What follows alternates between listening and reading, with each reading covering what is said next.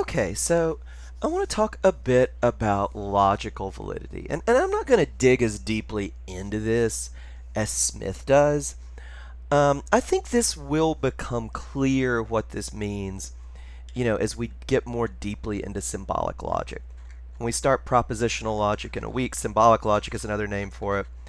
This will become a bit clearer, and, you know, it's one of those things, don't put the cart before the horse. But I do want to talk a bit about why we need a clearer, more precise definition of what validity is.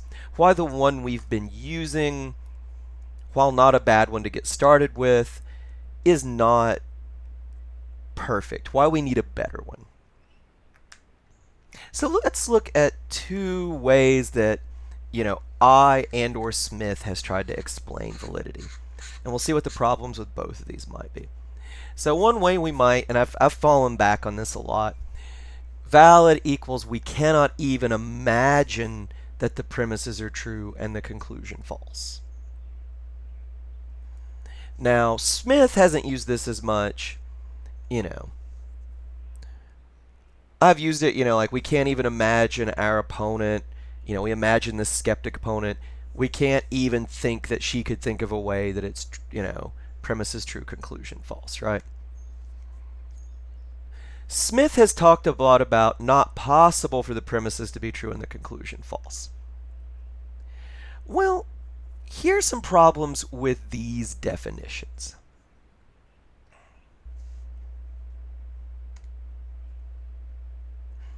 Well, for one thing, if this is what we're going at, we might have arguments that are valid that we can't instantly see are valid, right? We might have arguments that meet these criteria for validity, but it's not obvious. It takes some kind of background knowledge, right? Let me give you guys an example, or a couple examples.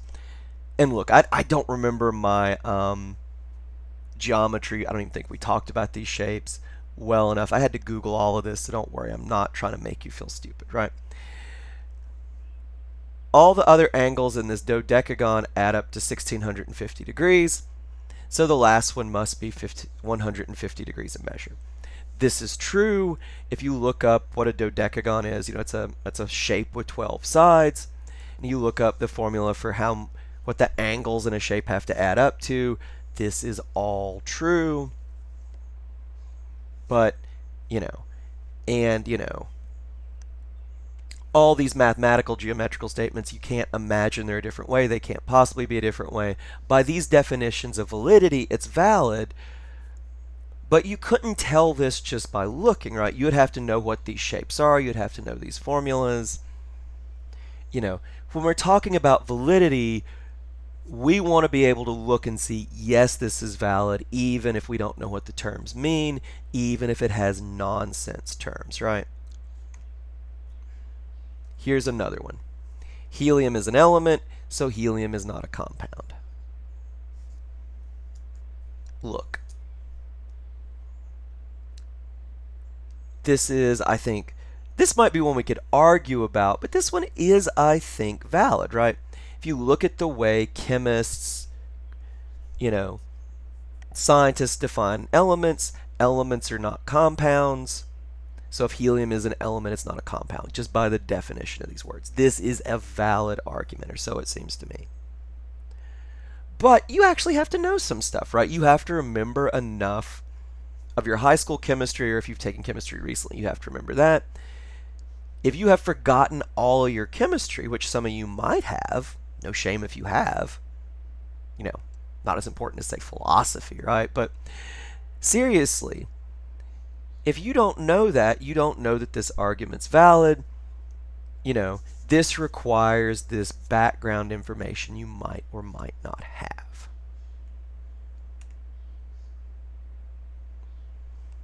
Here's another one. Francis is a Roman Catholic, so Francis is a Christian, right? Referring to the Pope here, obviously Roman Catholics are Christians. If Francis is a Roman Catholic, he's a Christian. But what about this one? Aga Khan is an Ismaili. I'm probably mispronouncing this. So Aga Khan is a Muslim. You don't know who Aga Khan is or Ismailis. You don't know what they are. It's not at all clear if this is a valid argument, right? Given the definition of Christians and Roman Catholics, yes. Given that you don't know what these terms mean, it's not valid, right? And now another issue here too is, with the geometry, when we don't even have to talk about this, but some of this might turn on how we define terms, which people might not agree to, right? My grandmother, I shouldn't pick on her, God rest her soul and all that, but my grandmother went to a church with some interesting beliefs, right? And one of their interesting, I am putting scare quotes around this, one of their interesting beliefs was that Roman Catholics might not be Christians. It was dubious, right, by these people's definition.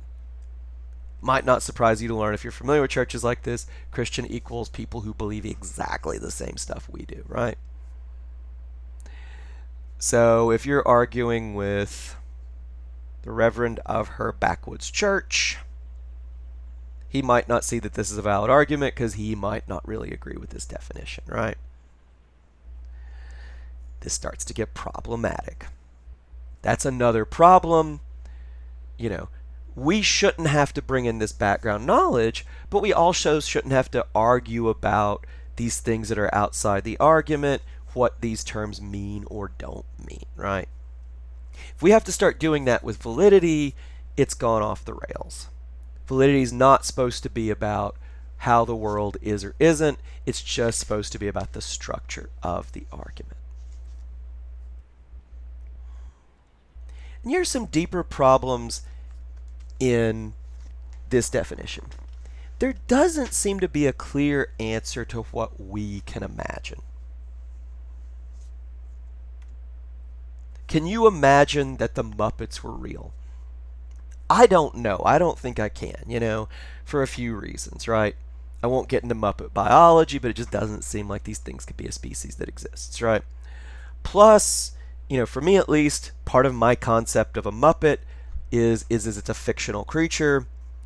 If there was a little thing running around that looked a lot like Elmo and had Elmo's annoying voice, I wouldn't say Muppets are real. I would just say, well, here's this creature that strangely, God help us, resembles a Muppet and is real, right?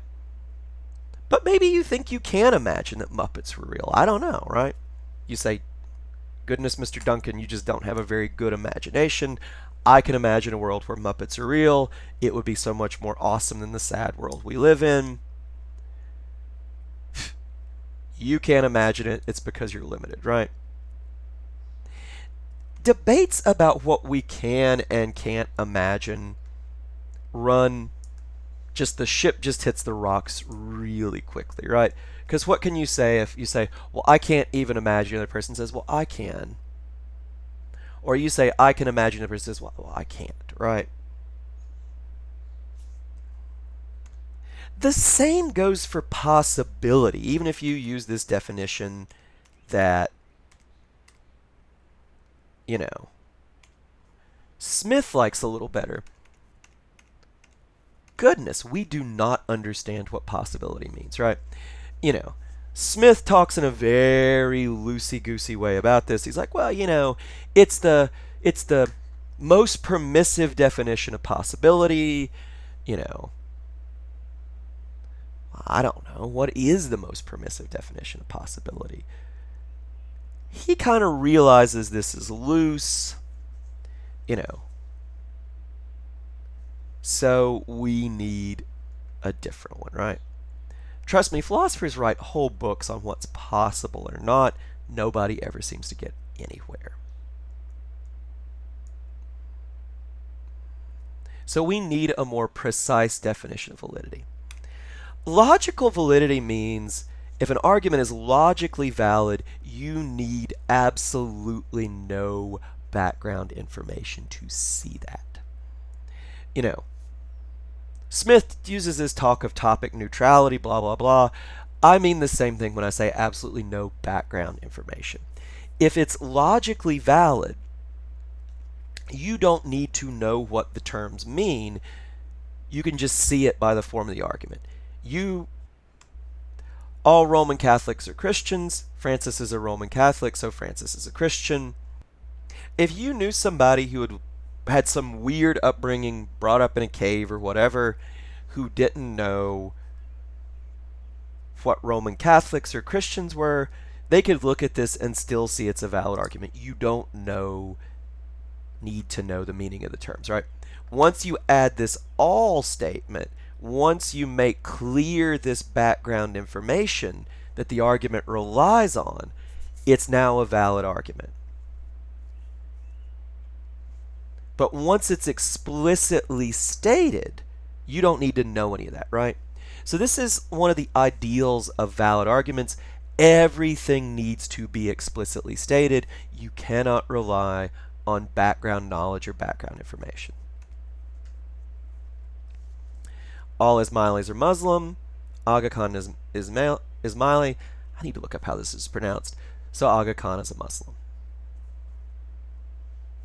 He is, they are. He occupies a position not exactly dissimilar to Francis's with regard to Catholics, right? But you don't need to know that. Once we have this all premise added in here and it's valid, you don't even need to know the meaning of the term, right? Here's an example. This is just a science fiction novel I'm reading by this guy Gene Wolfe, which if you like science fiction, Gene Wolfe is great. He's really weird though, right? There's this made-up religion and made-up, people who follow it, people who are the ministers in it. All Pateras are followers of Great Pos. Gulo is a Patera. Gulo is a follower of Great Pos, right? These are made-up terms. You can treat them as nonsense terms. You don't need to know what Pateras are or who Great Pos is or any of this stuff or who Gulo is to know that this is true, right? This is just burrowing down into something we've already seen about validity.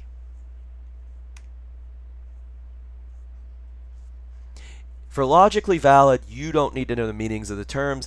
With the statements we're using, you might need some if-then. These logical terms, the other terms that fill in the gaps, you do not need to know the meaning to see that they're logically valid. Something we've already seen.